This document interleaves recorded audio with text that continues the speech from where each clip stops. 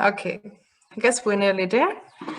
Morning to you all. My name is Hilde van Kiel. I'm the director of KU Leuven Libraries, and I'm very pleased to welcome you to this workshop, Integrating Citizen Science at Universities, from What to How.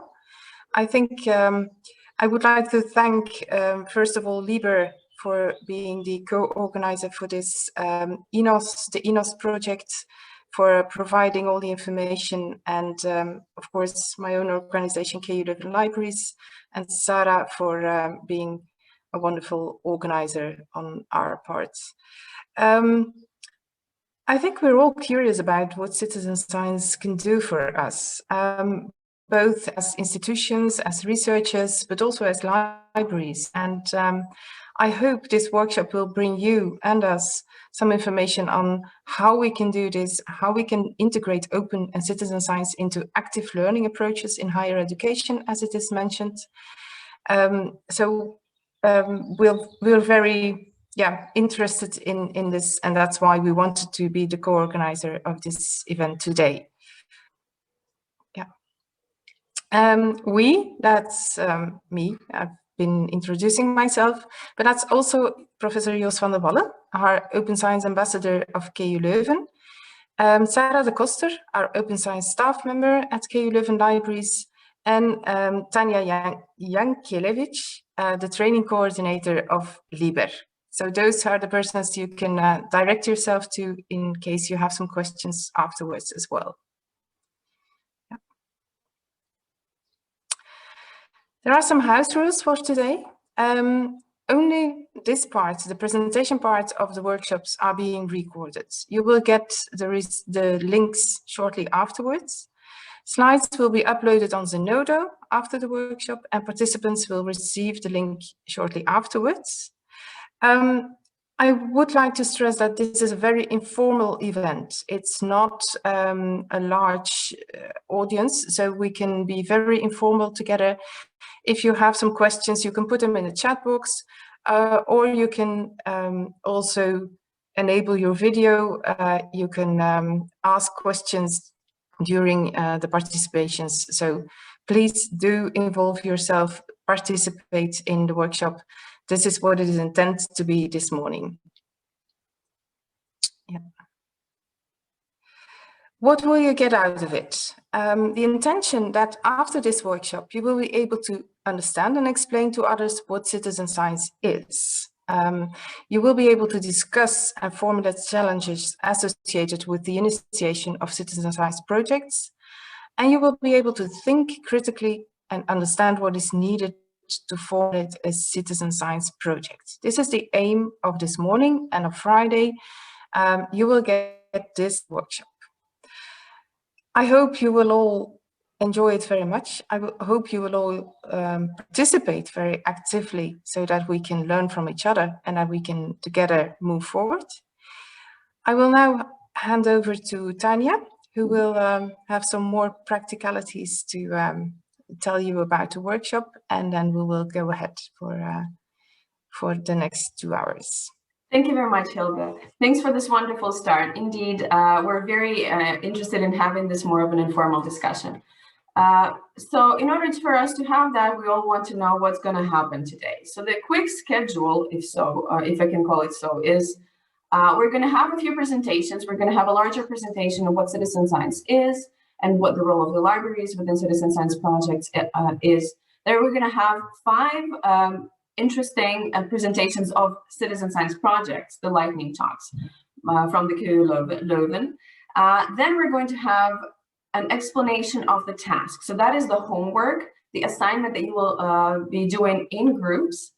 And we're going to end in small group discussions where you will coordinate how you're going to work on the assignment for Friday.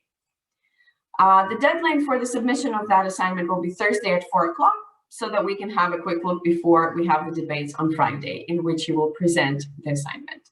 And then the Friday, we have a session at 2 to 3:30 p.m., where we have the presentation of the assignment that you will have done by that time. And then without further ado, I would like to introduce our first speaker, Dirk van Voorp. He is the Open Science Manager at the Radboud University Library in the Netherlands, and also a very active member of Citizen Science Working Group in Libra. So without further ado, Dirk, the floor is yours. I will stop sharing my screen so you can share yours. Please take the floor away. Thank you, Tanya.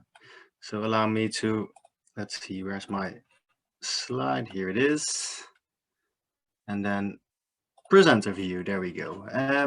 Good morning, everybody. My name is Dirk van Gorp. I am once again, as Tanya mentioned, I'm the Open Science Manager at the Radboud University Nijmegen in the Netherlands. And in this capacity, I also head our Open Science team. And one of the things we're currently trying to focus on is creating a citizen science support hub, creating something like citizen science support from the basis of our own library. Today I'm going to speak about the Central Citizen Science Support Hub, possibly located within a library. I'm not going to focus all that much on what citizen science is precisely. This is because we ourselves are trying to, well, not going to be too specific when it comes to citizen science definitions. But some of the, let's say, major characteristics will indeed be part of this presentation. So before I start, the academic library moves towards open science. This is probably not that new for most of you. And naturally, the library started out as centuries ago as a storage, search and find institution. But slowly in the past decades, we're first moved towards open access, then towards research data management and such. Many libraries now provide quite sufficient, quite extensive support when it comes to open access and research data management. And also we are now slowly moving towards citizen science. Some of us are. It's, let's say, a new pillar of open science. And we are trying to see how the library can play a role in this. How open is citizen science? Science, this is one of the main characteristics of citizen science. Science not just for, but by the non-academic community. And what citizen science is, basically what it is conducting science with the participation of non-academics of the non-academic community.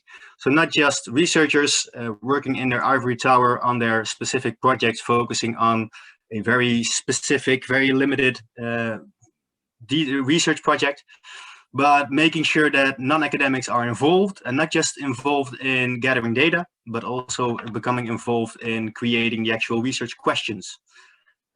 So how open is citizen science? It's open because it's part of citizen science is crowdsourcing. Researchers, or non-academics, participate in actual science. They can gather data, they can analyze data if they have the skills and competencies to do so.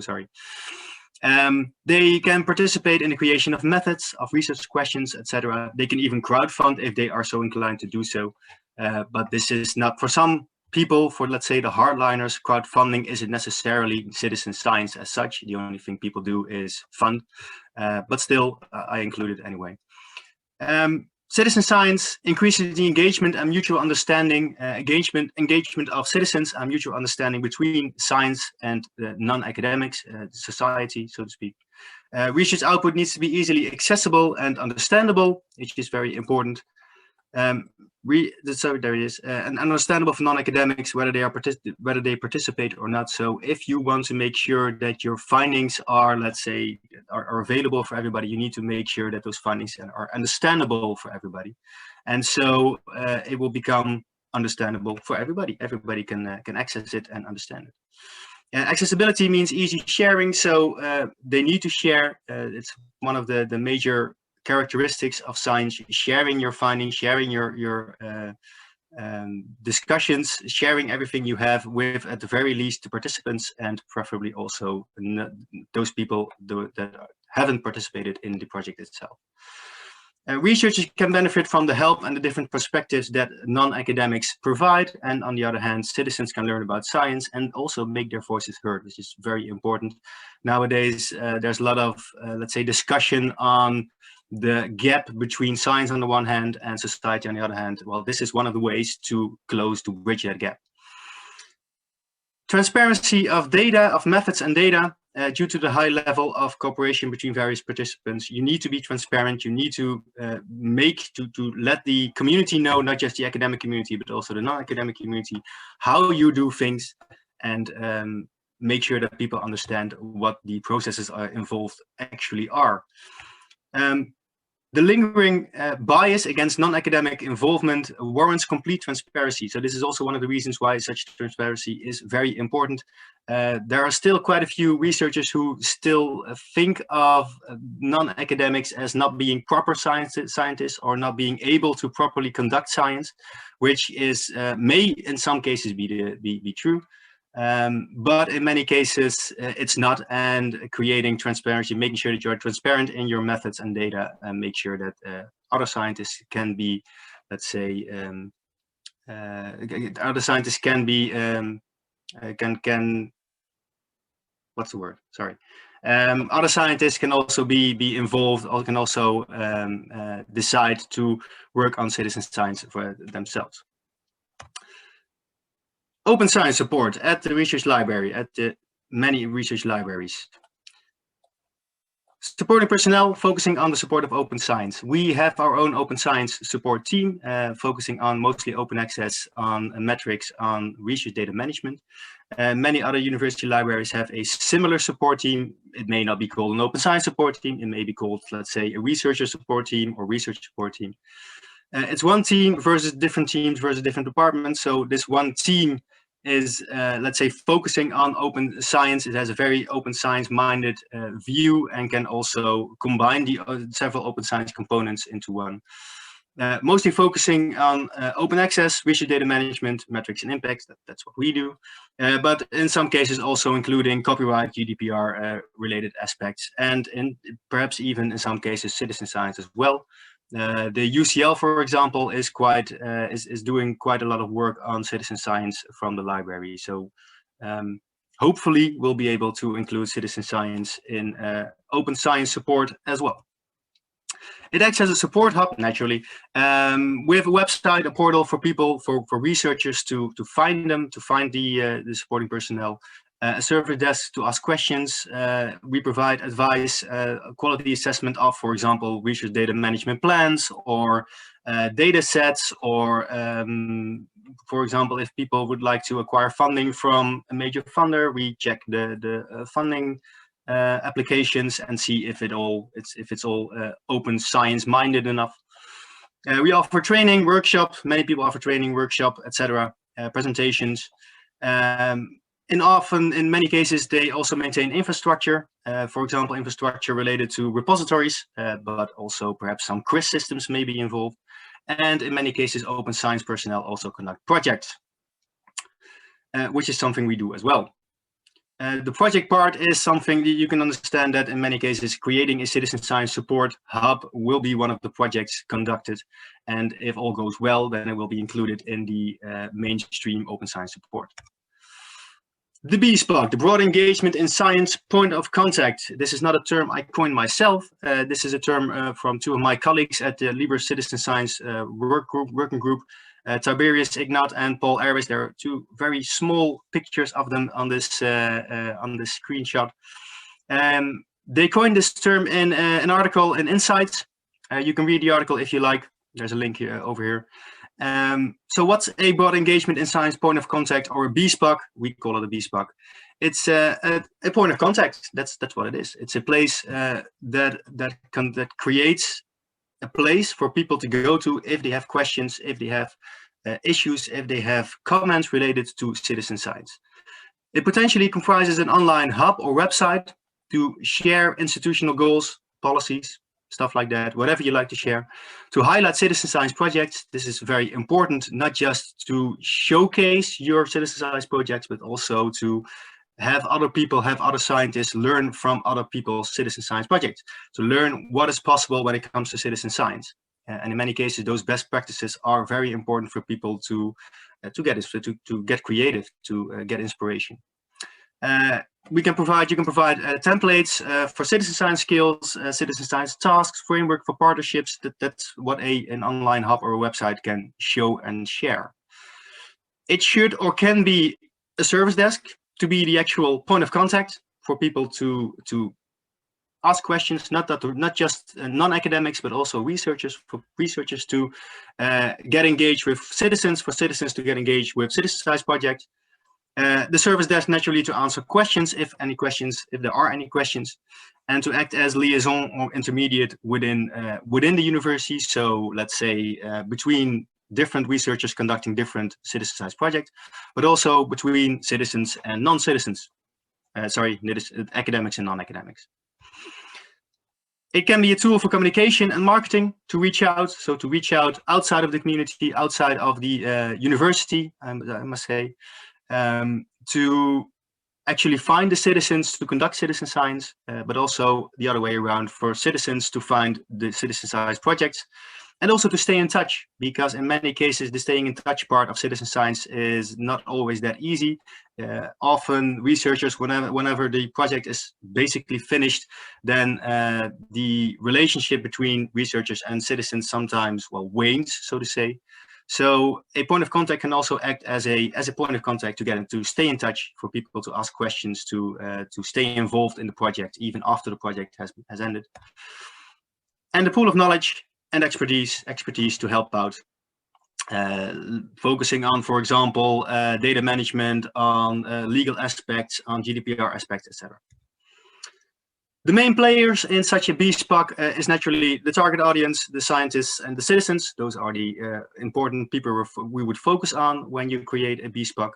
But the people involved from the university itself are the supporters, the research support staff. In many cases, this support staff is already in existence within the university, perhaps not necessarily the library, but in many cases the university at least. For support staff related to GDPR regulations, to copyrights, to research data management, open access, grant support, those are major players that you need support from if you would like to conduct citizen science in a proper way. Perhaps not all citizen science need all of them, of course, but in many cases, these are the main players. There may be other ones as well. There probably will be other ones as well in the future, but these are important ones at the very least. And naturally also marketing and communication, a very important one. They need to showcase the citizen science. They need to make sure that people know about citizen science, but also that people can find each other. Finance, a very important one. Legal, the legal department, etc., etc., etc. There may be many other additional support staff that may be useful for this. So should such a BSPOC be created within a library? Why a library and not somewhere else? Oh, wait, we've got a question. Yeah, wait. If you have any questions, you can ask them in the chat, by the way. So why at the library? Well, first of all, the library is independent from many departments, but also in many cases services all departments. There may be some exceptions.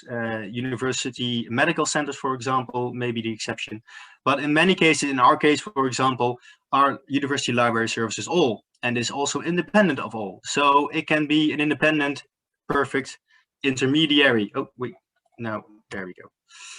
With their own large networks. Many university libraries already have domain teams, faculty teams within the different departments and faculties themselves that already know the researchers.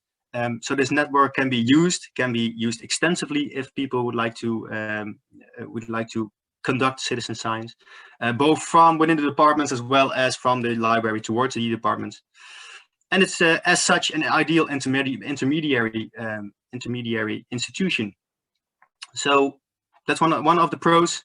In many cases, it already serves as a support hub. I just mentioned the open science team or the research support team or whatever you like to call it. So in many cases, such a support hub is already in existence, and it's not all that difficult to simply add an additional component, a citizen science component, to such a support hub, and then continue providing support. For example, the open science team. This also allows the university library to cater researchers as well as students as well as non-academics. In many cases, non-academics also visit the library and are familiar with the library. It's a doorway for many non-academics to get in touch with the university. And in some cases, the university library also plays a social role within the both academic but also non-academic community. For example, links with public libraries or links with specific, let's say, local governments, local charities or something like that. In often case, the library is involved in some way. And so people can also, this role can also be benefited from when it comes to citizen science support. But there are some cons as well. This is a yellow legal pad, so we need some cons as well. One of the cons may be that there's no open science or a similar team. And even if there is a similar team, there may not be related goals or capacity available within the university library. This all depends on the university and the library itself, naturally. The traditional image of the library can also be a con. Often researchers still view this library as basically a place that provide books and articles. And so many scientists won't associate the library as the place where people can get open science or citizen science related support. So this can be a con. However, nowadays, in many cases, many researchers know that when it comes to open science, the library is the place to be. So this may not be a con, that much of a con after all.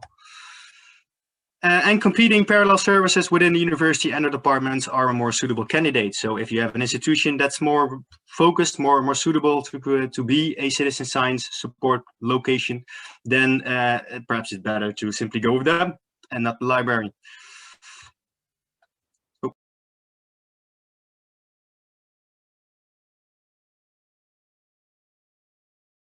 There we go. I clicked on mute for some reason or another.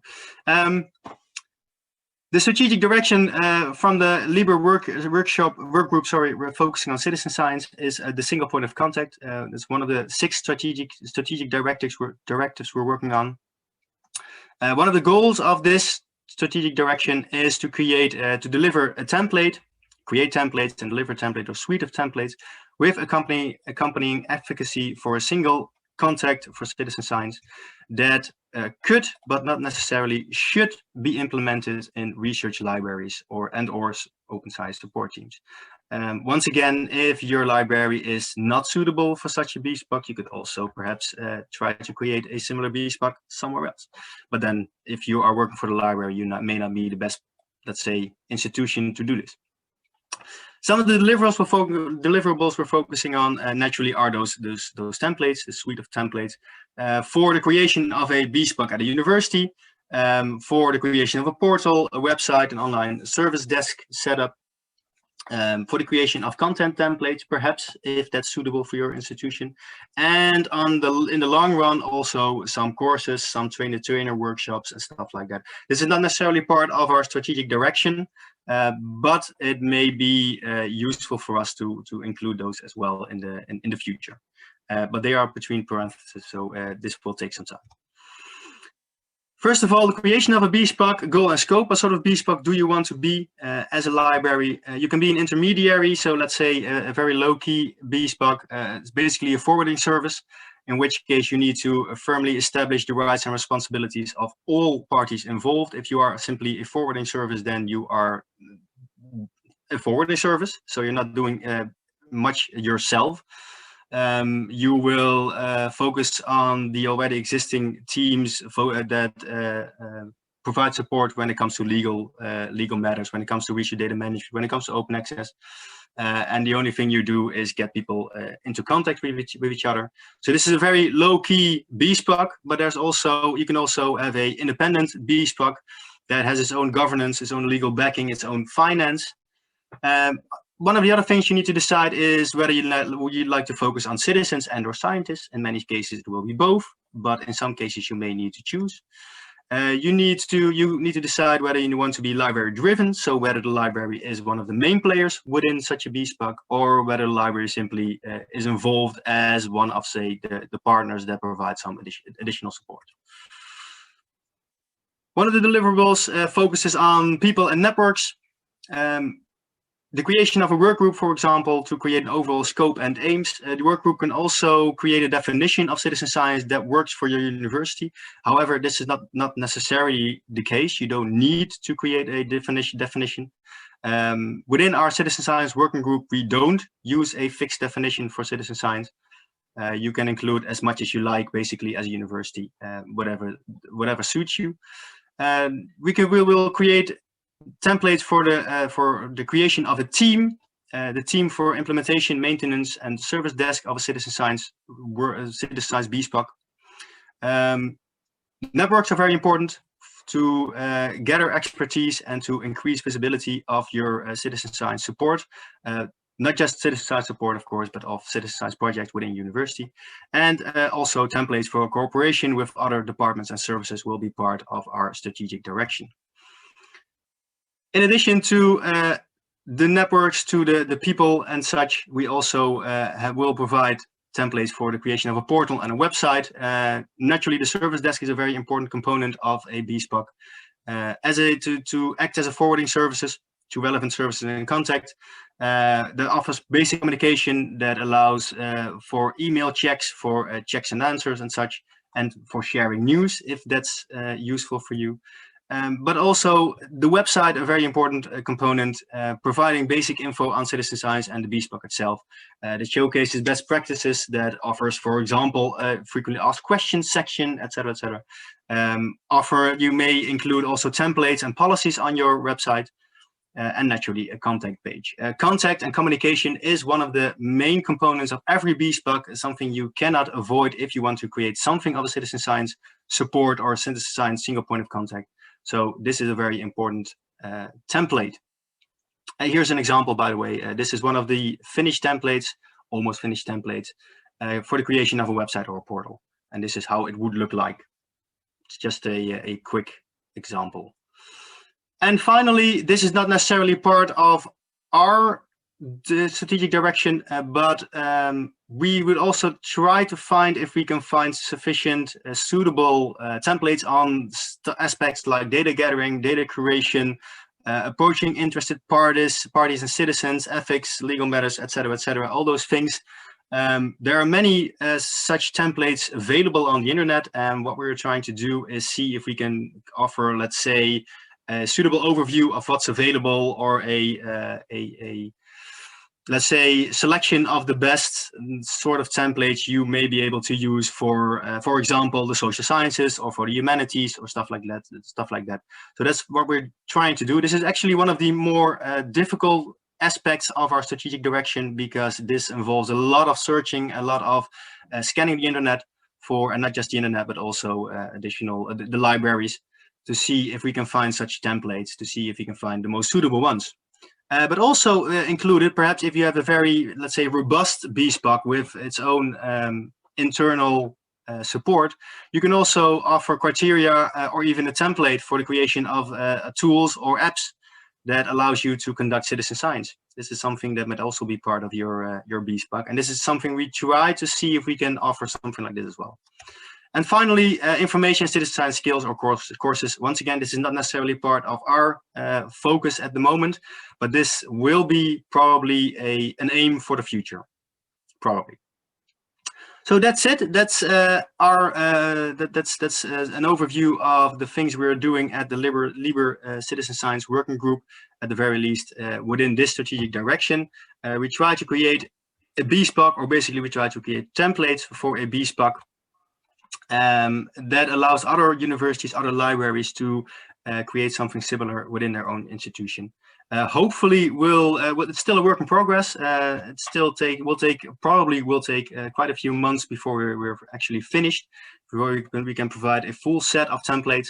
But we are working on it, and if you have any comments or perhaps even some suggestions, we would very much like to hear from it. We base our templates on our own experience and our own research, but naturally more people can do more than just me, myself, and my colleagues at the Liber Citizen Science Work Group. So if you have any comments, suggestions, or perhaps even content for such templates, please get in touch at the d.vangorp@ubn.root.nl. Thank you very much, Dirk. A very interesting presentation, a very interesting perspective on what libraries can do to advance citizen science. We have two questions so far. One from Lisbeth is, what can researchers do who are not linked to a university? For example, company or independent research institute. Wouldn't it be better if citizen science would be regulated and supported by the government? For example, in Belgium, science, and etc. So that's the question. That's a good question. And wouldn't it be better? Perhaps, yes. It may actually help out with the let's say the promotion and further development of citizen science in general. However, I think you always will need a place of contact, a place where people can actually get in touch within the university itself, because for most researchers, the focus will be the university. And naturally, there are some researchers that are independent or companies that are independent. It would actually help if you have a, let's say, encompassing service that caters to not just one university, but let's say a country, or perhaps even Europe as a continent. But this is naturally outside of the scope of our Liber Citizen Science Working Group, because that's quite a project. Then I think in our case, what we're trying to do is to take smaller steps to try to pilot some smaller projects, and see if we can, at the very least, create something similar for a university. Once we have the example within the university, you may take the next step towards a country, or perhaps even Europe, even a continent. But it's a very good point. Yeah, I agree. We need a lot more citizen science working groups, and we need a lot more citizen science organizations and such to promote citizen science in the coming years. Thanks. We have a few more questions. So one from Hilda is, have you, within Redbound, seen the same traditional approach towards the library? Have they immediately accepted your role for citizen science, or what did you do to convince the library is the right place for the BISPOC? That's a good question. And yes, we have seen the same traditional approach towards the library, not just when it comes to citizen science, but also when it comes to open science. The two, in the minds of many researchers, open/citizen science is not the same as the library. It does not correlate well with library services, which is naturally not the case, because many university libraries have offered additional support aside from the more traditional roles of providing access to books and articles for many years now. And so let's say it's mostly the more senior researchers that don't see the link between open science and the library. The more junior ones usually know about this link. And have they immediately accepted our role for citizen science? Well, we are still in the process of creating a citizen science BSPOC. And what we're trying to do is create a BSPOC within our university, with us as the library being one of the main partners. We are trying to establish this BSPOC within the university library, but this is not the important part of the creation of such a BSPOC.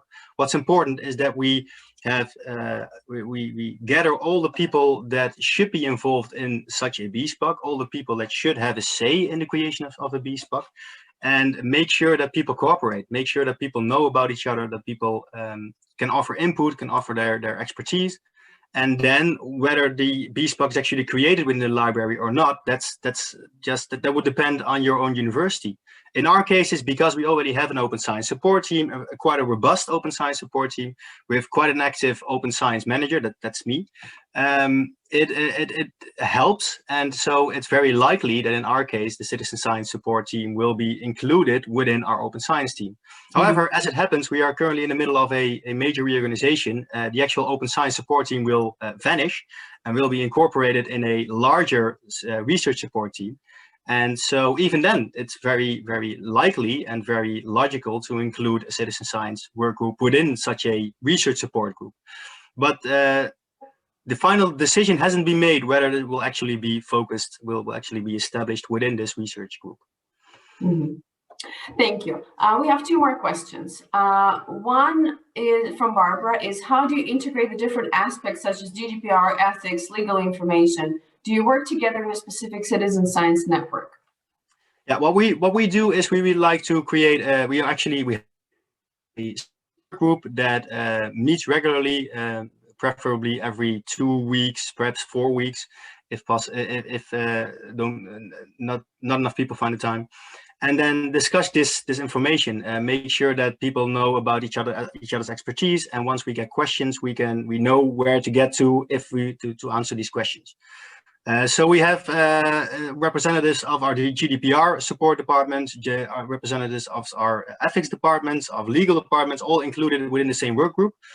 Those are, let's say, the major players, and we would like to have one representative of every major support department, every major support services included within the work group, to make sure that citizen science will be promoted and will be much more familiar amongst researchers at a grander scale within the university itself. We would also like to create larger networks, people in which people can be involved if they like to, where people can, where we can organize events, workshops, presentations, and such for people that people can attend, but people don't necessarily need to attend, so that people know about the network itself, but don't necessarily need to participate in order to increase awareness amongst researchers of the value of citizen science, of the possibilities of citizen science. And the first step towards this is it may be it may seem like a very small step, but it's a very important step. The best practices page, or the showcase page, a page where you can let your fellow researchers know what you're doing when it comes to citizen science, because citizen science is so there are so many ways in which you conduct citizen science. Every citizen science project is basically unique. And so you cannot create one template for all citizen science projects. What you can do is showcase all the projects that there have been or are in existence, and well, allow researchers to check for themselves and see if they can get inspired. And that's a very important component. Thanks. Sarah is asking, how does citizen science support relates with other kinds of open science support? For example, open access or RDM, one service desk, or different ones? That's one of the ways you can create a bespoke, including the citizen science point of contact within the usual, the already existing open science channels. We have an open science support team. However, the different sub-teams within our open science support teams have their own service desk, or not an actual service desk, but their own citizen science contact pages, and their own contact pages, and their own email addresses, etc., etc. So if you like to contact our research data management team, then you have a specific email address for the research data management team. In addition to, if you want to have questions about open access, then you have one email address where you can ask those questions. However, we also have a more general open science email address and open science service desk, where people can basically ask every question they have on open science. And once citizen science is included within our open science team, then this will be part of the general open science support. So that also means that if they have questions related at first to research data management, but then may also include a citizen science component, then the people from the research data management team can forward it to their colleagues, their near colleagues within the open science support team. However, I think it would be best if once you create a citizen science support team, once you create a citizen science bespoke, I think it would be best to create a service desk of its own. Otherwise, it will be just this one hub principle, in my opinion, doesn't always work all that well. If people have a question on citizen science, they would like to know where they can ask this question, and they don't want to ask it in general and then need to wait for 2 or 3 or 4 days, or perhaps even a week before they finally get an answer of one of the colleagues of one of the colleagues of one of the colleagues. So in my opinion, it would be best to aim for a dedicated citizen science service desk. However, you can link the different components of the open science support team, the RDM, the open access, the metrics, with the citizen science support you will offer. And there's a clear link, naturally, when it comes to, for example, when it comes to citizen science, research data management is a very important part. And the way you gather data is one of the important one of the main, let's say, hurdles that citizen science component and citizen science projects run across. So the link is there, and it's very likely created to, once you create a citizen science service desk within the same open science team, that there will be collaboration. One interesting comment from Marco that touches upon the regulation part, whether it's actually good to regulate citizen science. And Marco says about government regulation, I hope in Italy, citizen science won't be enslaved, he puts it in quotation marks, by politicians, regulations, and so on. So something to think about. Yeah, that's one of the things, one of the key comments one of our researchers that participates in our work group made is make sure that you don't make citizen science an obligation. Make sure that researchers are free to do whatever they like, and that citizen science is just one of the ways one of the many ways in which they can conduct their science, in which they can research their whatever they like to research. Because once you regulate things, once you mandate the use of citizen science, there will be a lot of backlash, resistance from amongst researchers, because researchers in many cases simply would like to do things their own way.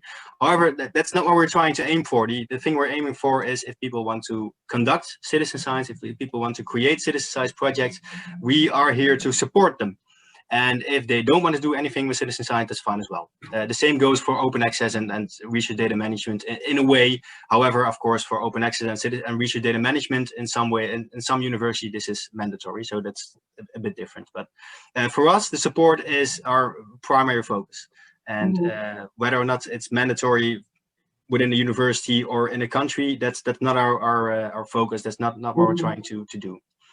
That's a wonderful transition to our next part of the conversation with the presentation of different citizen science projects. But before we do that, I wanted to remind you that we have a very diverse audience, as in people have a different knowledge of what citizen science is. And you had a wonderful presentation on it, but you mentioned that you don't want to impose a definition because there are so many. If you specifically, you mentioned you're not an expert on citizen science because there are no experts. It's a very fluid field. How would you define citizen science so we can compare whether your definition works for the projects that are coming next? That's a good question. Well, the reason why we don't want to establish a fixed definition for citizen science is basically because we would like to be, at the moment at the very least, we would like it to be as inclusive as possible. We would like as many researchers as possible to, at the very least, think about citizen science and think about, okay, I have something of a research project in mind at the moment.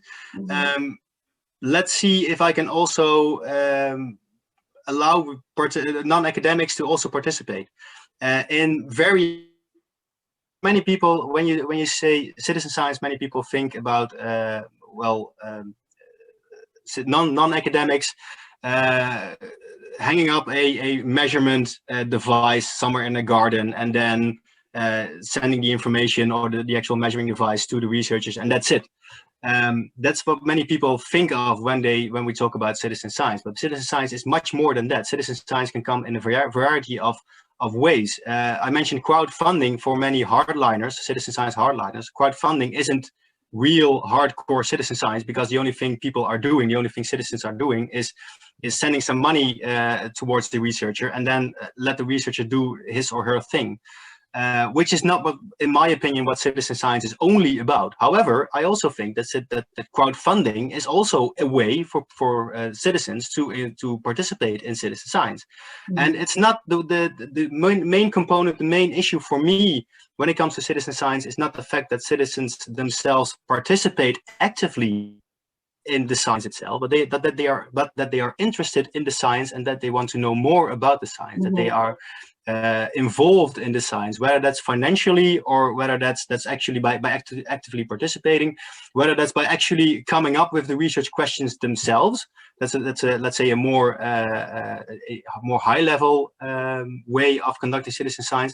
It's all citizen science in my opinion, because the main goal of citizen science is to include citizens within the science research process, within research to as I mentioned before, to bridge the gap between citizens and scientists. And that's the main focus, in my opinion, of citizen science. So whether you'd like to include crowdfunding or whether you'd like to exclude crowdfunding or different components, that's not all that important for me. Hence the, let's say, rather loose rules we have for creating a definition of citizen science. Perhaps in the long run, once we have an actual support team in existence, and the support team will be let's say overwhelmed by the many different questions and many different ways of conducting citizen science, perhaps in the future then we need to set a line somewhere to then decide, okay, this is citizen science, or at least citizen science for which we offer support. But that's for the future. At the moment, I would like it to be as inclusive as possible and make sure that the main important component is that citizens are involved. Thank you very much, Dirk. All right, well, but then with this, I would like to give the floor to Joost, the Open Science Ambassador for KU Leuven. Joost, the floor is yours. Thank you, Tatjana. It's a pleasure for me to welcome you all. I'm happy that this workshop is attracting people from many parts of the world, and that's an interesting audience of very different origin and interests. And actually, citizen science is indeed a very broad topic, and certainly with the KU Leuven during the past 2 years, we have seen that there are several grassroots activities going on citizen science, and it's my pleasure to introduce 6 of these lightning talks on citizen science. What can we learn from it? I think there are 3 important things I feel that we can learn from it. First of all, that there is variety. There's not just one unique thing, and that's in response to the discussion on the definition. Each time you have a definition, you have a situation where certain things are included and others are excluded. I think by good examples, you can really see what is going on and what is working at specific instances and specific projects. So the variety. Second is the inspiration. I'm sure that the 6 presenters have a lot of inspiration to transmit to you. And on top of that, they can give their experience with good practices, some benefits and some pitfalls. And after all, I think it's important that this improves the quality of the research. The research at this moment, trust in research is very important, certainly in this COVID times, but trust in research depends a lot on the quality of the research and the reproducibility and the value and the independence. So these are elements that certainly have to be looked at, and also the presenters will give their presentations. We have 6, and I think the last Ben Somers, I was not sure that he was already in there, but yes, the other 5 were. Okay, good. Then we are complete, I think. So we will have them in order of as they are announced. And I propose that you send your questions in the Q&A, and we will handle the questions at the end of the session. In this way, it's more efficient, but maybe it's best that if you have a question, you address the question to one or to several of the speakers. So in that sense, we can have an organized discussion afterwards. That is fine with you. So we start with Lisbeth Franklin. She works as a professor at the Division of Bioeconomics in the Department of Earth and Environmental Sciences at the KU Leuven. She works on several citizen science projects. The first one is in Flanders, and it's on the cultivation of soya. And the second one is in Uganda on the GeoObserver Citizens Science Project. So please, Lisbeth. Okay, thank you for the introduction. I hope you can all hear me well and see my presentation that I shared. Yes? Okay. Yes, all right, so I'm indeed involved. I'm Lisbeth Franklin. I'm indeed involved in 2 citizen science projects, but here in this talk, I will only talk or plan to talk only about one in Flanders. So the full title of the project is Catching Rhizobia to Introduce High Protein Catching Soybean for Sustainable Agriculture in Flanders. Or short, I will typically here talk about the Soy in Flanders project. So I'm not, KU Leuven is not the only partner involved in this project. So it's a project joined with the Flemish Institute for Biotechnology, So 2 divisions of that institute are involved. The next Institute for Agriculture and Fishery Research is involved, and then a division of the University as Ghent as well, next to the KU Leuven. So let me first say a few words on the background of this project. So it's a project on soy in Flanders. Soy is a legume, and as many legumes, it's a high protein crop. It can be a sustainable alternative for animal proteins. Next, legumes and soy can fixate nitrogen. As such, it can be a natural nitrogen input through nodal symbiosis, so it can lead to more sustainable garden management, or also to more sustainable agriculture, as it can improve, can be beneficial from a soil fertility point of view. However, if we look at legumes and particularly soy, then about a large share, 2.5 million tons of soy or soy-derived products are imported in Belgium, so large import. And most of that import in Belgium comes actually from countries with a high deforestation risk. So one can question the sustainability of that. So there, that raises a question: is there maybe potential to grow those soybean locally in Belgium? So this is the starting point of the project, okay, to assess to what extent there is a potential for soybean production in Belgium. However, the current inoculants are not adapted to local conditions in Belgium. So they will not or hardly grow here in Belgium. They will not yield the yields that are needed. So there is a need for efficient modulators for stable protein yield. Now, to arrive at so the soil plants, they will interact with the soils and the bacteria in the soils in order to modulate. So actually there is a need to look, okay, on which soils does it work, what varieties will work. And the goal of this project to find actually those things here in Belgium, to see to what extent which soils they can grow, which varieties, which inoculants are able to yield high proteins here in Flanders. So the goal to also look for that here in Flanders. And there, actually to reach that goal, you need to grow soy, or it would be best to grow soy at different locations where soil conditions vary, to see which soil conditions allow to grow soy or not, and where there might be interactions with bacteria.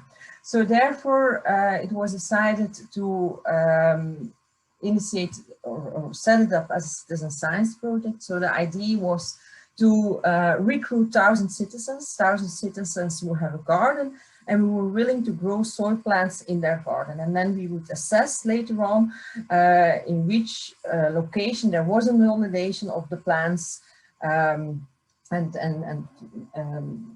to assess that. So therefore we recruited 1,000 citizens. They were recruited through, on the one hand, through a platform, Mijn which will be discussed later on by Ben Somers, I think, so I'll not dig into that further. So through that channel, through that platform, we recruited about 500 citizens, I think.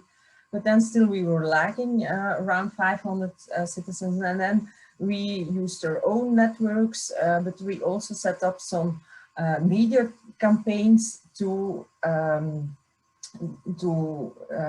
recruit further, to give more visibility to the project, and in that way to attract more citizens.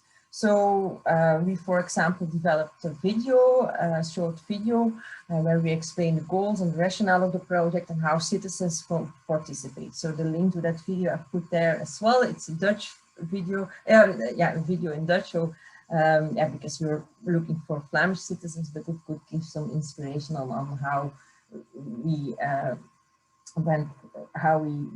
we set it up. So then we also received luckily some attention in the media for some because some ministers were visiting the scientists that were involved in the project. So in that sense, it gave some coverage in the media, and that really gave a boost pretty soon. It was also mentioned in the news in the evening. So in that way, it gave quite some visibility, and that really was a boost in our recruitment process. So we really managed to attract much more participants that were very interested, very eager to participate. At the end, we ended up with more than 2,000 or almost 2,000 citizens willing to participate, where we really had to make a selection. And even some people who could then not be involved were really a bit disappointed and really said, like, put me in a reserve list. If there's still a spot available, please involve us. So we noticed that media attention, that coverage in the media was very important for us. And especially because some high-level people were talking about it, it really gave a boost to the recruitment process. So we recruited those citizens. They are asked to grow soy in their home gardens. This asks actually for a long-term engagement. They have to grow the soy. They have to report regularly on the growth, to what extent that it's on the process throughout the growing season. So they regularly, it's not a one-shot observation that they have to report. No, they have for a longer time have to be involved and willing to take some, to do some actions within the project. So that's one aspect. So this was a challenge. On the one hand, we wanted citizens in different locations because we wanted to have insights on different soils and where those soil conditions and where those soy plants were growing well or not. And on the other hand, we also wanted incorporated in this project another element, in the sense that we wanted to assess the citizen science approach. So we wanted to assess which factors lead to more performant citizen science approaches. Performance, that refers then to performance in terms of data quality, but also in terms of policy uptake or awareness raising or behavioral change within the communities or among the participants that were involved in the project. Also, we wanted to assess to what extent if we introduce some interventions, so give them certain feedback or give them, introduce some gamification elements, to what extent that can increase intention of consumers to, on the one hand, consume more legumes, more soy as an alternative protein source and an alternative to animal proteins, or also to rely more on legumes for their soil fertility conservation in their gardens. So for that, aspect of assessing the citizen science approach, we also needed a long-term engagement of the citizen sciences through socioeconomic surveys. So we have set up a survey at the beginning of the project where they participate. We ask about their values, their current behavior. Then they will be involved in the project. They will be exposed to different treatments, what we say, where they get different types of information, where they give feedback, but also motivational messages to see, to make sure they remain motivated. And at the end, they will again be asked to intervene in some surveys to see to what extent the participation has affected their attitudes, but also their towards certain behaviors, but also their actual behaviors. So also that asks some long-term engagement of the participants.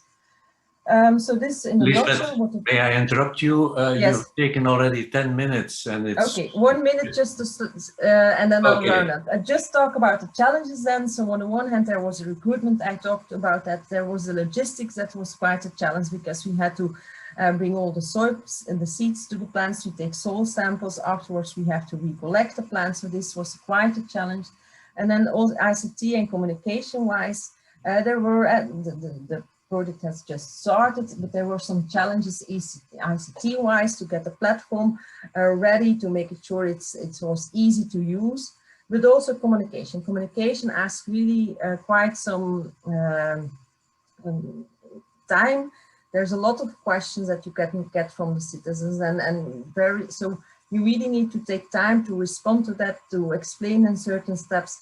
And especially at the start of the project, this was quite a challenge to make sure that we all reacted well and in time and address all the questions of those citizens. So these are some of the challenges, and the project is just started, but that we encountered in those first months of the project. Up till now, it worked very well, and we keep our fingers crossed and hope that the output at the end will be satisfying both for us as researchers, but also for the participants. Okay, thank you, Lisbeth. I propose that we move directly to Thomas Nijens. He's a professor at Leuven Biostatistics and Statistical Bioinformatics, and he investigates sampling bias in citizen science projects. He's also coordinating the statistical analysis of the Flemish COVID-19 surveys. So please, Thomas, you have the floor. Yes, thank you. Wait, this is not what I want to show. This is what I want to show. Thank you for inviting me. It seems that during the test I could share my my PDF, but now I can only share my screen. So just a quick test. If you can see that I'm now going through slides. Do you see that? Yes. Okay, all right. So thank you very much for introducing me. I will talk about two things that I'm working on, and it's all based on a One Health citizen concept. I'm a biostatistician, and I do interdisciplinary research in biostatistics, but also epidemiology and ecology. Those are my two topics of interest. And I often work together with citizen scientists, but actually that's almost everything that I do. I try to develop biostatistical methodology to analyze the data that come forth out of citizen science, because there are some issues with those sometimes, and that's what I'm trying to focus on. As Dirk already mentioned, there is a whole spectrum of types of citizen science. You can have the part where you just collect data and you analyze those data, and you actually use citizens to easily obtain data. On the other hand, there's also the other side of the spectrum where you really involve them and let them set up studies. And what I'll be showing now is an example of each of those two sides of the spectrum. The first one, where we actually ask people just to fill in a survey where we collect data, then we analyze those data as good as possible. That's the first thing that I will show. And that's the Big Corona study, which is a study which lots of people are involved with. It's an initiative by the University of Antwerp in collaboration with KU Leuven and the University of Hasselt. It's funded by the FWO. It's an online survey open to everyone based on self-reporting. I'm the statistical coordinator of that study. It started on March 17th in 2020, and every Tuesday we collect the data every week. And on June 2nd, that's actually 1 year ago, we switched to a bi-weekly phase. And until now, we had more than 3 million records. Those are not all different individuals, but different records. And the linkage of those through time, that's a bit difficult. I cannot go into details. Just we didn't have 3 million individuals, but 3 million observations. And using that information in that survey, we collect lots of information on symptoms, on socioeconomic status, mental health of individuals during the pandemic, adherence to social distancing measures, public perception of those measures, etc. We also use these data to inform policymakers. We correct for possible sources of bias, etc. But well, there's a lot of modeling going on in the backseat, but the data are used and often end up in the media as well, so that's very nice. One example is mental health. If you look here, the GHQ score, that's a score that indicates mental distress. So the higher it is, the more problematic well, the mental distress is.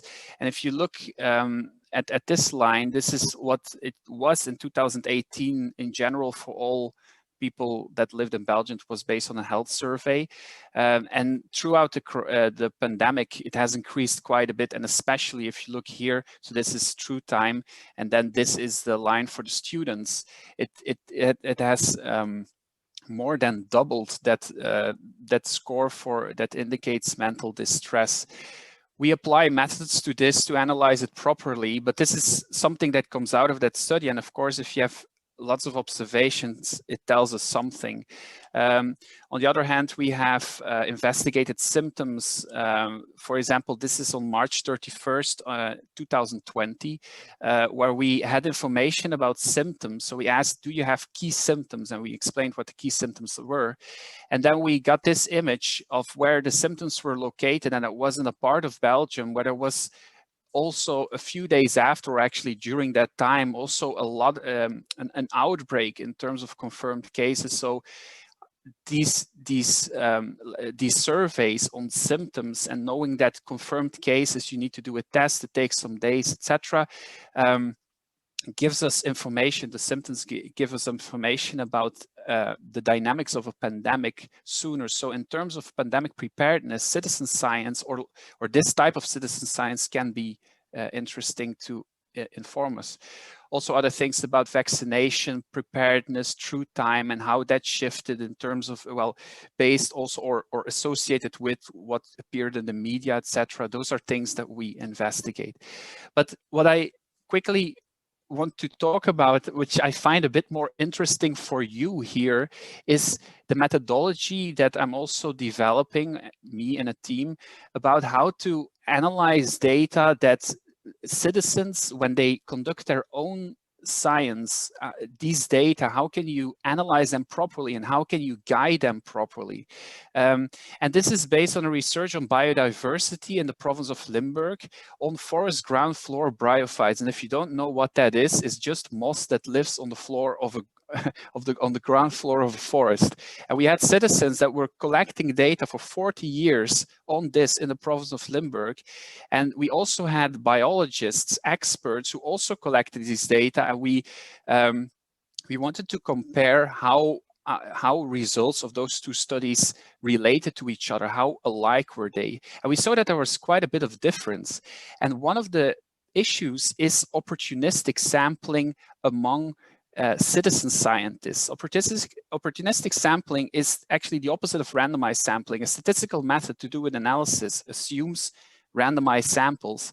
But in citizen science, especially if you don't guide citizens properly in the protocol, you end up in sources of bias that are difficult to analyze. For example, in biodiversity, normally if you see if an elephant walks through the savannah, you will detect that, and a mouse you will not see that maybe, and that's just species specific, that detectability. But if you have a lot of variability in the skills of citizens, which you often have less with experts, you also get observer specific detectability, and that is something that you need to take into account.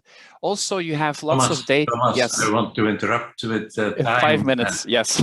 Your 5 minutes are over now, so... Okay, yes. Let me just mention that you have temporally unbalanced, spatially unbalanced data that you often see in citizen science, and these opportunistic sampling problems, that is something that we need to take into account. And just the conclusion of everything that I've done until now is that we can analyze, well, we can correct for these data at the analysis stage, but it's very important to guide and communicate with citizens what the importance is in science of the protocol, how to collect data, the hypothesis, how to set up a science, a research project. And I think that we should invest a lot in that. And that's it. That's what I wanted to say. Thank you, Thomas. Sorry for taking too much time. Okay, but it was interesting. Thank you. Then we move to Martin Loopmans. He is a professor of geography and tourism, and he is using gamification techniques for activities in Leuven. Please, Martin, please try to stick to 5 minutes, unlike your predecessors. Okay, I will do my best. So indeed, I'm working with gamification for citizen science. Also, I think different from my predecessors. My main aim for citizen science is not that much gathering additional data, but rather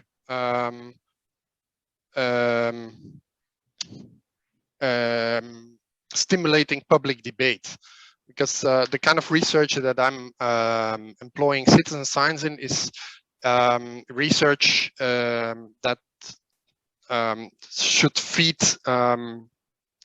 the development and planning of public space, which is a public good in our societies, and which is often decided about by specialists. And the aim of why I'm trying to involve citizens in data gathering and in the debates about public space is that I want to open up this debate to the users of public space, and especially vulnerable users, for instance, children. And I'm not sure if you can see me switching slides. Yes. Does that work? Yes. The reason why I use gamification to gather data is of course to stimulate children in the first place to participate in this kind of practices, but also because it's a way to mimic everyday life. So, for instance, we did a kind of geocache game in Leuven where young children between 10 and 16 years old who are engaging in youth organizations, in which they played and mimicked their actual use of space in their neighborhood. Using geocache and using smartphones, they were not only transferring data about where they are, but also about why they are there and what they are normally doing in these particular places. So they actually like showed which places are valuable for them, which places are dangerous for them, in order to inform the city government about which parts of public space could use some pimping up in order to make it more accessible for children and young people. Citizen science, I think, it's not only about gathering data. That's my main message here.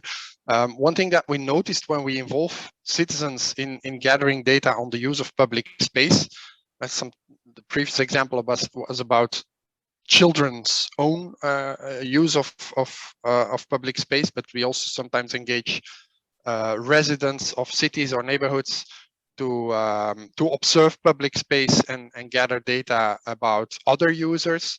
And what we see when these things happen is that they often draw attention, and other citizens are joining them, commenting on what they are noting down, and that triggers actually public discussions about the use of space. So this was an example of a research we did in Zwevenzele, a village in West Flanders, where there's some issues with very traffic intensive thoroughfares through the village center, and the fact that people were gathering data about pedestrians and cyclists in these streets actually triggered a lot of discussions on the street about what's wrong with the present use of space and what could be improved.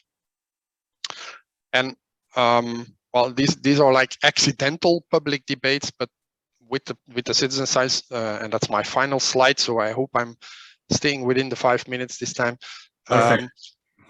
Without like, in addition to these accidental public debates, we also try to structure debates amongst citizens consciously by feeding back the information that we gathered to citizens and triggering the citizens that are participating in the debate in informing themselves also about other citizens. Because what we see a lot in participation regarding urban development and public space is that citizens very much speak from their own perspective, from their personal opinion, personal experience.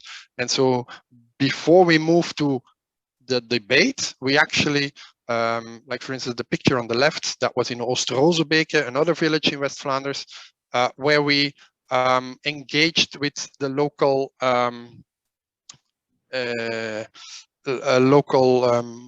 organization for elderly people to gather data about other elderly people. So the people that were participating, they were retired but still very active and very mobile. And when they would speak from their own perspective, they would have a certain opinion about the village. But we actually forced them to visit people that were older or less mobile than them and ask them about problems in terms of accessibility of public space. And by forcing them to become interviewers before entering the debate, they were actually able also to include the viewpoint from like other groups in society.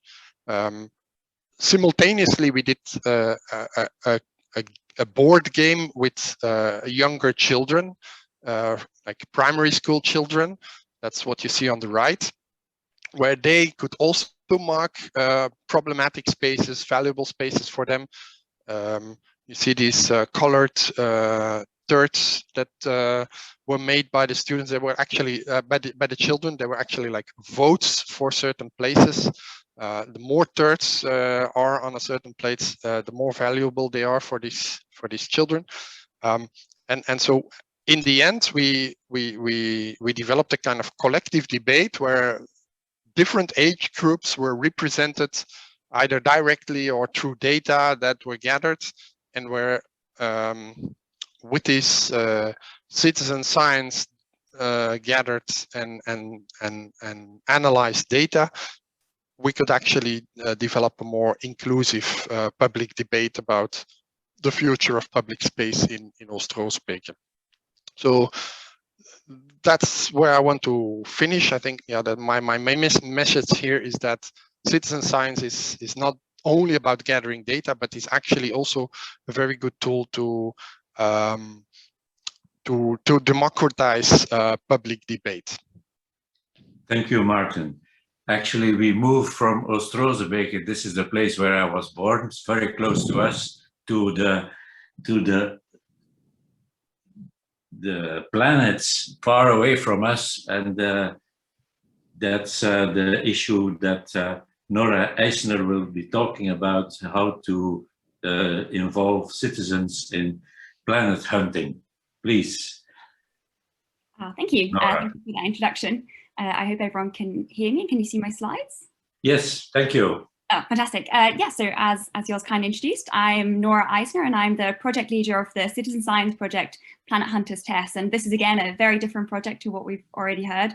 Our aim isn't to collect data either. It's to use pre-existing data and to search for signals in that data that the automated algorithms and computer algorithms tend to miss. So on Planet Hunters Test, we harness the power of citizen science to find planets outside of our own solar system, or also known as exoplanets. And as I already mentioned, in particular, we search for planets that the automated computer algorithms and other teams of professional astronomers tend to miss. And the reason why this is important is because even though the computer algorithms are very, very good at finding certain types of planets, they are biased towards certain properties and towards finding a certain type of planet. And they tend to miss a certain other type. But with the human brain's really incredible ability for recognizing patterns, we are able to detect signals that the algorithms tend to miss. And that allows us to fill in the gaps of where the algorithms struggle. And that helps us answer really concrete science questions regarding planet occurrence rates, planet formation, and planet evolution. So how do the citizen scientists help us find these planets? Well, so Planet Hunters Test, it's an online interface. It can be accessed from anywhere from around the world, and it's hosted by the Zooniverse platform. And once you're on the site, it looks something like this, where you are shown data obtained by NASA's Transiting Exoplanet Survey Satellite, or TESS for short. And the volunteers are asked the very simple question of, do you see a transit? Where transit is simply a dip in the data that tells you about the possible existence of a planet. Now, the science behind these dips and what they are and how they work is explained in a very short tutorial video that the volunteers watch before starting the project. And of course, there's also more information about the science behind this elsewhere on the site. But importantly, if they do see these kind of transit events, these dips, they simply use their mouse to draw a box over them, and that tells the science team where there are these types of events. Now, this example here that I'm showing you, this is of real data, but in addition to showing the volunteers real data, we also show simulated data where we know where those events are. And that allows us to assess the skill of each individual volunteer. And that then again feeds back with our pipeline into kind of determining the likelihood of each one of these signals being real. So once, regardless of whether it's real data or simulated data, once they have identified potential signals, they simply press that done button on the right there that you can see, and they get shown the next image. But what I also want to show is that right next to that done button, there's that done and talk feature, which brings the volunteers to a discussion forum that's specific to that image. And on those discussion forums, they can discuss with other citizen scientists or the science team what they have found and ask questions or tag things using these searchable hashtags. And I do want to mention that we found these discussion forums to be really helpful, both for promoting discussions amongst the citizen scientists, but also for kind of promoting additional science and additional work beyond what they can do via this main interface. So I guess the question remains, does it work? Luckily for my PhD funding, I can say that it does work. In the first 2 years of the project, we identified over 100 new planet candidates. Some of those are, most of those are shown by the pink points on this plot. And these are candidates that were missed by the automated pipelines. And what you can also see from this plot is the pipeline found candidates, which are shown in blue. And what I want to point out is that our candidates and the pipeline found candidates are quantifiably different, with our ones being systematically further to the right of this plot with longer orbital periods. And that might mean that they are more similar to the planets found within our own solar system. But in addition to finding kind of this ensemble of planets, the Planet Hunters Test citizen scientists have also enabled the study of some of these systems in more detail. And some of these are scientifically really, really interesting and therefore have led to publications or discovery papers on those systems. And some of those are shown here. And what I want to highlight here is that all of the citizen scientists who help with the direct discovery of a system are invited to be co-authors of the discovery papers. And you can see those highlighted in red on those papers there. So we feel very strongly about this and including the citizen scientists on the publications because they are really the backbone of this project and their work is so important. But these aren't the only citizen scientists helping out with the project. We really have a fantastic community of 30,000 registered citizen scientists and many more thousand unregistered citizen scientists taking part. And together they have completed over 17 million classifications since the start of the project in December 2019. So it's been really popular and really successful. So finally, I want to end by saying we're currently in the process of kind of promoting citizen science to a wider demographic, or trying to, and to provide the citizen scientists with this additional material and information that allows them to carry out science beyond what is offered on Planet Hunters Tests. So to that end, we recently started holding live planet vetting sessions where volunteers, anyone who wants to sign up, can join the Planet Hunters Test science team based in Oxford, and we look through potential planet candidates, we discuss signals, and we have real science debates. And this is designed to give them just first-hand experience as to what our science meetings look like. And finally, in the next week or so, we'll be launching a weekly video series, and these are called Planet Hunters Test Coffee Chat.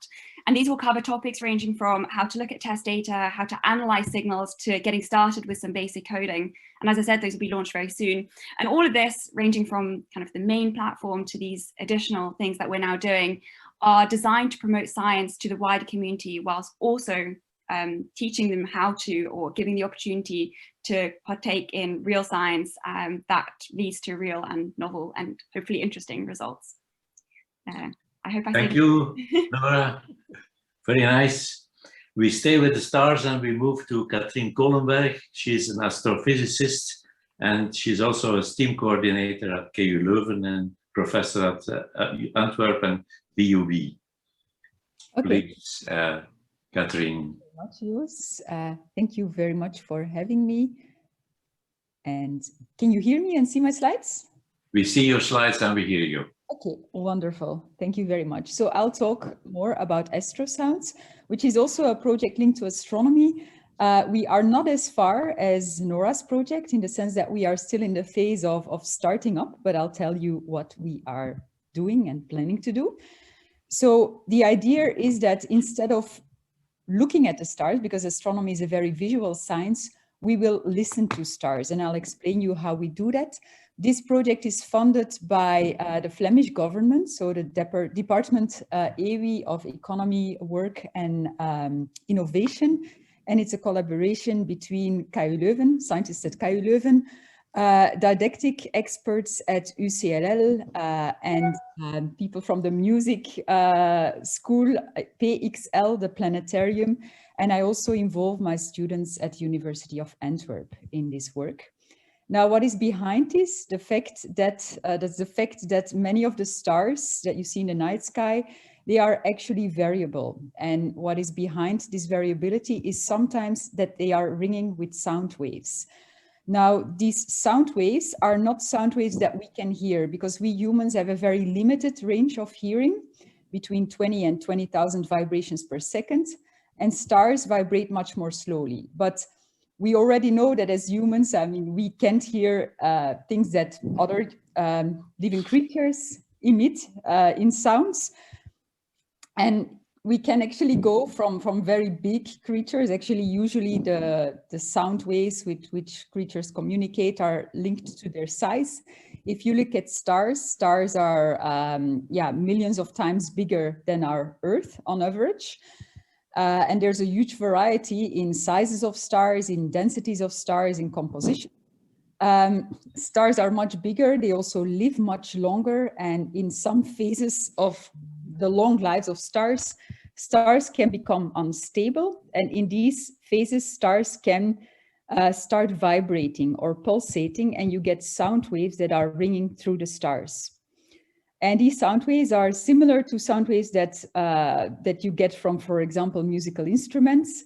And just in the way as you can determine the musical instrument just by listening to the sound, you can also get back from the sounds of the stars, if you can make them audible, to what is the composition of the star, or what is its internal structure.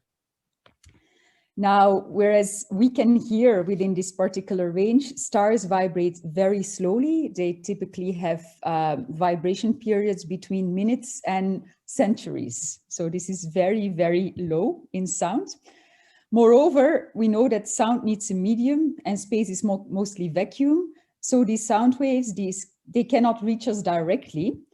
Nevertheless, we know that stars are vibrating because we can see the stars vibrating, because as a star vibrates, it expands and contracts. And let's start with the contraction. When it contracts, it gets hotter, and that leads to an increase in brightness. And then when it expands, it gets cooler, which leads to a decrease in brightness. And this leads to periodic, not always exactly periodic, but quasi-periodic sometimes, brightness variations that we can catch, sometimes with the naked eye, but more often with cameras attached to our telescopes. And so what we get is the light variations, but these light variations are actually often linked to sound waves that ring inside the stars. And because of this direct connection, we can go back from the light variations to the sound waves that are ringing through the stars. And what we observe is that every star has its own particular sound if you make it audible. Now, can you limit to 1 minute? Yes.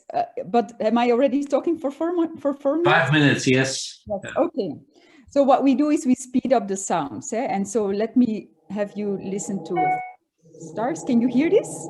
Yes, yes. So here you hear pitch of one type of stars. Now this is another type of star, totally different pitch. And then this is yet another type of star.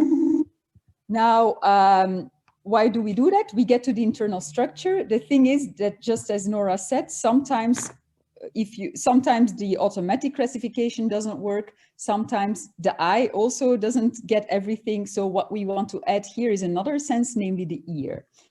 And that's what Astrosounds is about. We have a website and you can make a login, and through this login, you can actually get through book widgets where you will start to listen to instruments first and then to stars, and you get to classify these stars.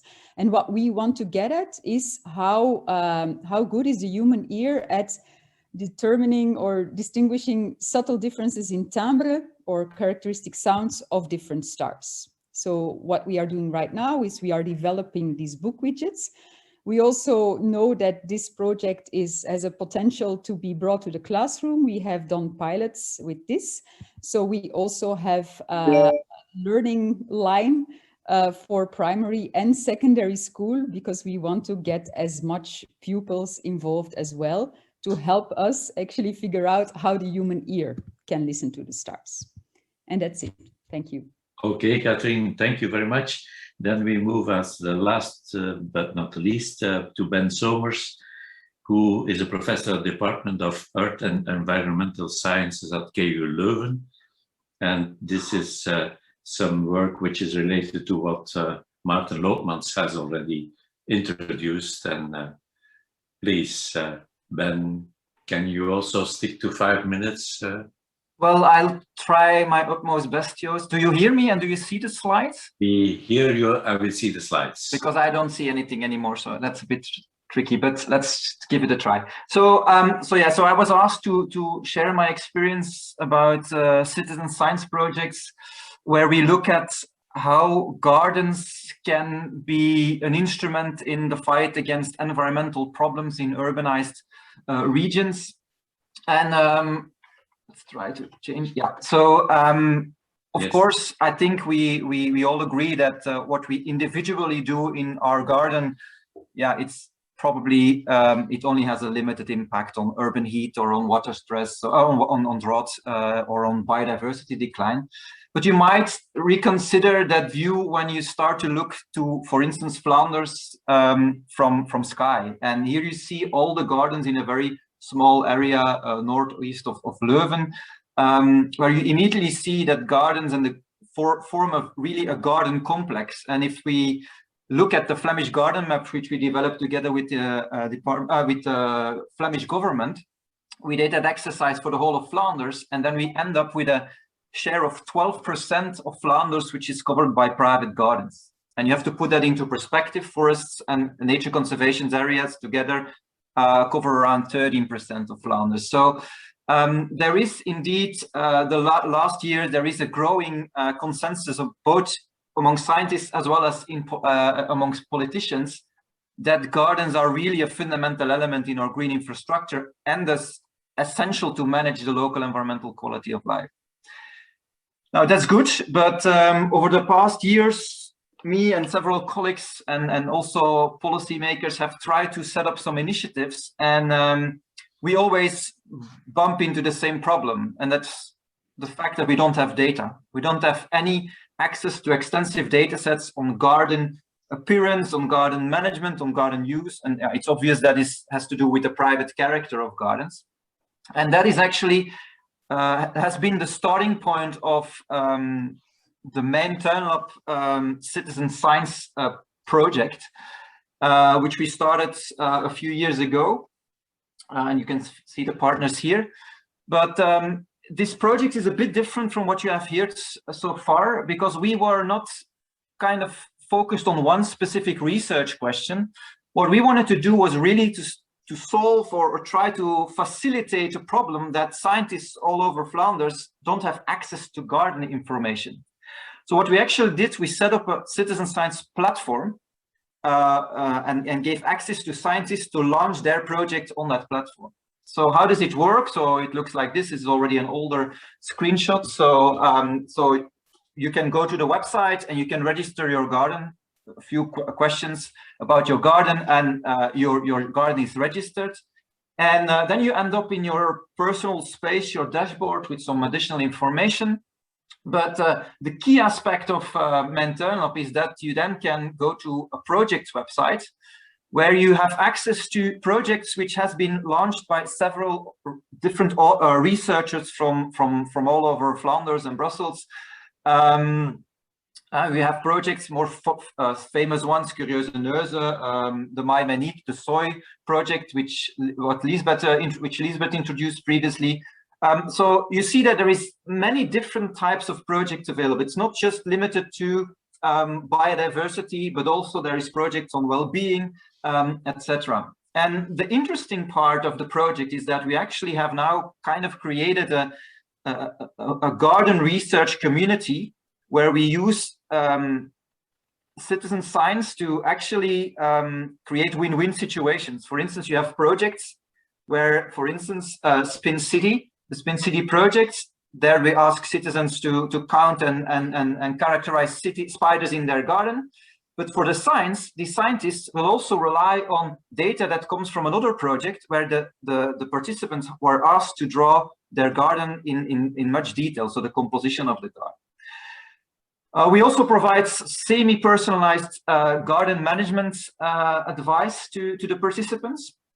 But the key of my presentation is actually, I was asked to share a bit the lessons I learned, or we learned, during setting up this project.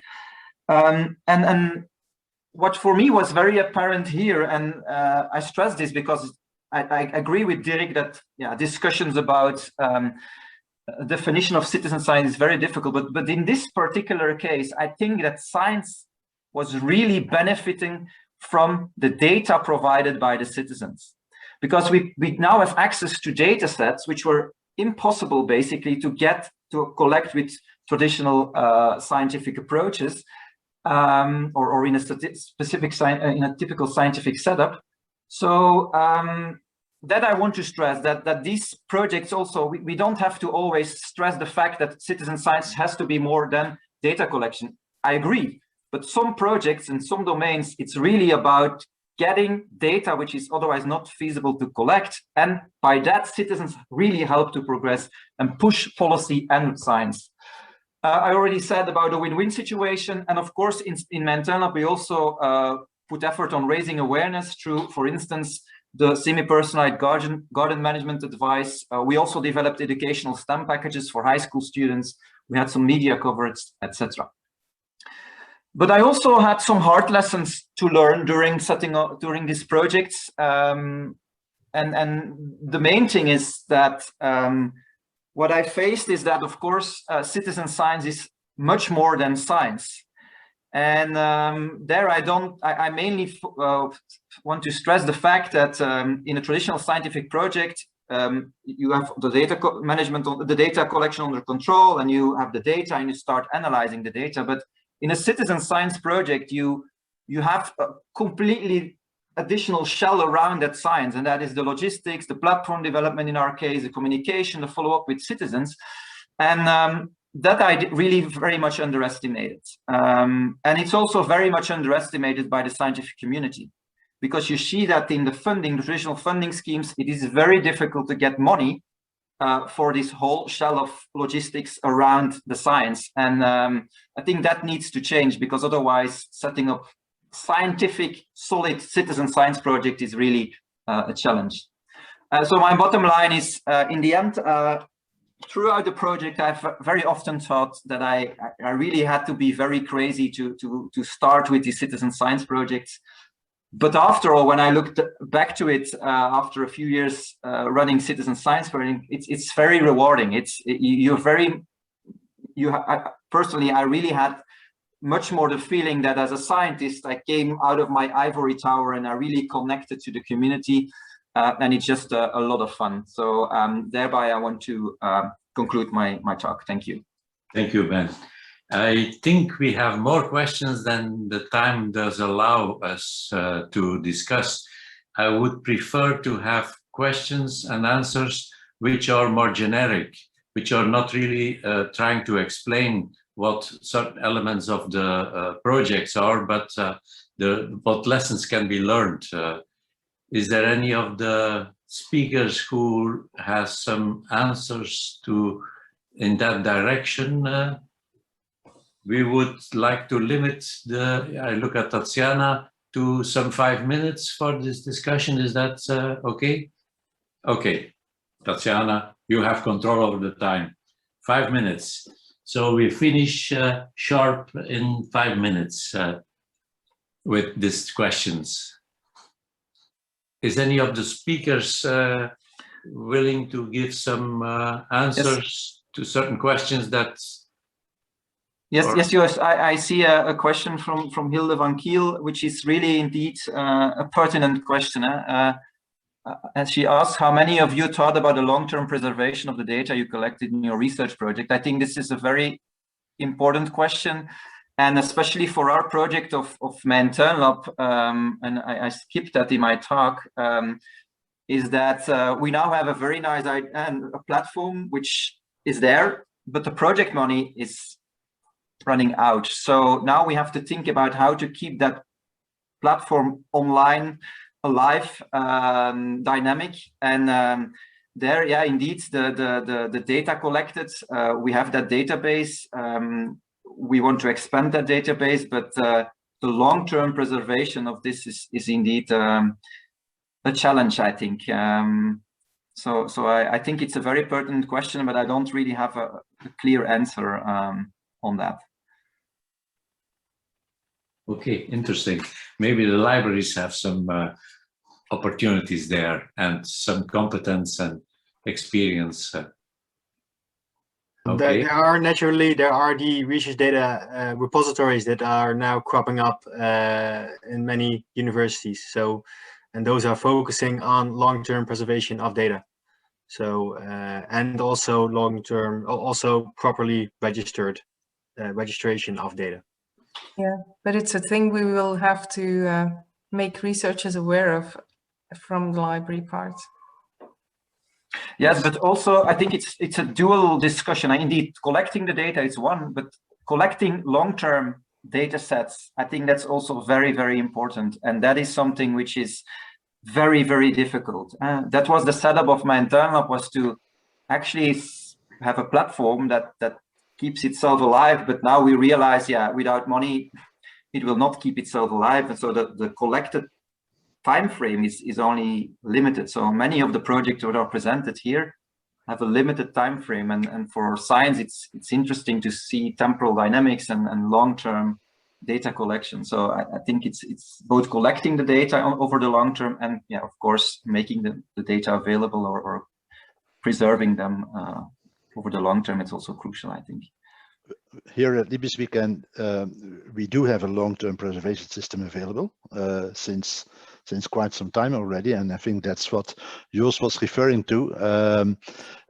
So maybe, Ben, it's a good idea to get in touch with each other and see what's possible and how we from Libis can, which is part of KU Leuven libraries, can look together with you for a possible solution, which can then be broader, extended to other citizen science projects. Sounds great. Okay, that's very interesting. I think it's also an issue to attract citizens to contribute, and I have seen many nice examples in the presentations where citizens are motivated and with good experience. Is there anything that is generic, that are generic for all of the because some of these, like the Oxford activities with so many citizens contributing, that's really impressive. We can also, I can also collect those questions, and we try to address them in writing, and I will send them to you after the event. So we ask our speakers to respond to them. So we don't lose the questions because they're very interesting, but we also respect the time that you have allocated for this event. Okay. If that's okay, Joost. Please. Sure, yeah? sure. Right. Sure. I still have a few minutes of an explanation of the task that I have left. So without further ado, I would like to just quickly share my screen with you, so we move very quickly through this. So the idea behind this event is that the first session, we give you information, we have a little bit of a debate, we understand how things work,